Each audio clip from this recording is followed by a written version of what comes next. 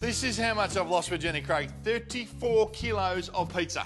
Now I've lost the weight, I feel dangerous, seriously. I've got so much energy to do, well, anything I want. Guys, put the pizza down, pick up the phone and call Jenny.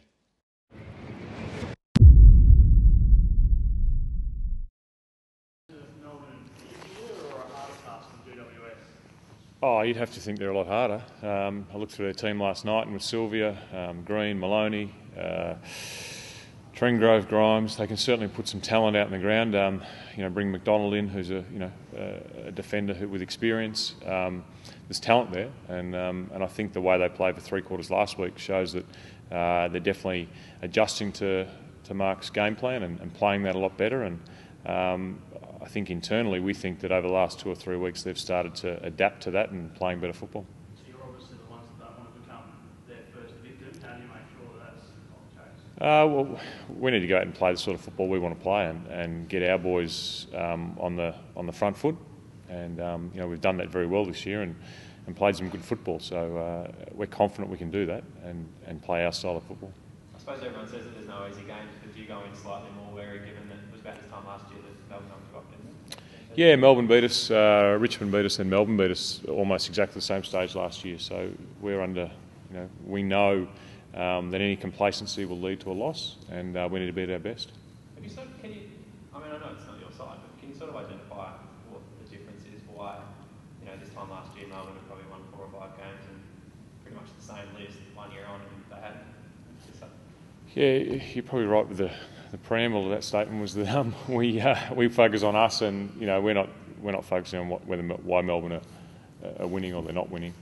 For us, it's about how we want to play, and we've identified their strengths and how if you let them use the ball and get it through the middle of the ground, they can hurt you. And Mitch Clark, obviously, if he gets some good ball up forward, will hurt us. So it's all about how we want to play and stopping them to a certain extent. You spent any time talking to the boys about complacency, about having two fairly lower teams against each other week after week. Yeah. In these 2 weeks, do you talk to the guys just to really try and get them on? No, I don't think we need to talk about complacency. We need to talk about improving our game. And last week there were some things in our game that we didn't do well enough, and we were a bit disappointed in certain aspects of that game. So this week's been all about changing that and getting back to the style of football we played probably 2 or 3 weeks ago against Brisbane, West Coast, and for 3 quarters against Richmond, rather than complacency.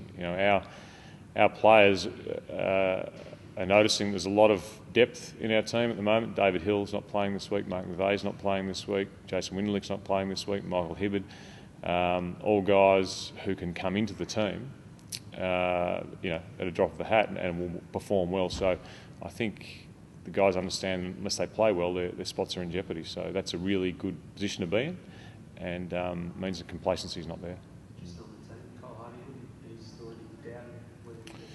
No, Kyle's 100%. He's trained well Wednesday. Did a little bit Monday, trained really well Wednesday. I think what happened to Kyle is he had a really bad knock in his calf against Richmond. The blood in his calf from that knock has moved around, causing pain in different areas, and he got a bit spooked by that, and rightly so. A celiac strain, which we thought it could have been in the warm-up, is 4 or 5 weeks. So he was a bit anxious about that, but this week he's come up, as good as gold, so we're very happy with that. The tape bears is out. Do you think that's a sign that you probably can't play those 4 kitty backs?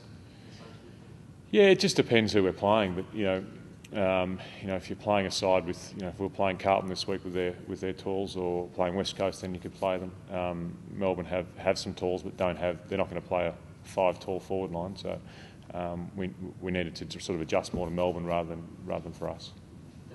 Dyson Apple as well, obviously the second week. Are you tempted to miss what's leading that next week? You guys have 5 weeks off with the bye the week after? No, Dyson's got a very slight knock to his knee. It's not that bad, and he will definitely play next week. So we just took a very conservative approach with him. A young kid, he hasn't missed any football in his career with us, and rather than just give him 1 week, we thought 2 weeks was beneficial for him, and he'll come in next week. What's up with Mark McVeigh, and how long's he? Mark had some hip surgery last year, and labrum tear last year, end of last year, and that's just flared up slightly, and it was just a consideration to get that right and make sure he's right whether he missed 1 week, 2 weeks, but that's all it will be. It's not a serious injury, but with those hips, you just want to give them a little bit of a chance to settle down, so you don't cause them more damage. James, a lot of talk about contracts around the league at the moment. I guess great news. Paddy for week to Stanton. Is he fairly close to signing up for another few years? Yeah, Brent's got a contract in front of him. I think it's very close. Paul Hamilton's sort of handling that, but my indication that it's very close. And it'd be great for us to sign Stance up, and just another one of our our top line players to sign contracts would be great. He's obviously had a terrific year so far, and we want him to continue that way. But we'd also like to get pen to paper and get another one of our really good players signed up. And Brett Ratton during the week didn't shy away from his interest in Travis Boak. What about you guys? Put him on your radar? No, I think I've said this, time after time when players' names have come up. We need to make sure we get our good players signed up, and if there's enough money left at the end of that, then we'll have a look. But our philosophy is definitely to promote from within and make sure that our players are trained hard, they're trained the right way, and they're rewarded. And then if there is money at the end of the day, then we can have a look around. But we're confident that the players here can do the job, and that's where we like to look. If there is money left over, though, is Boak one that would be on your radar? I don't think there will be. So it's a mute discussion.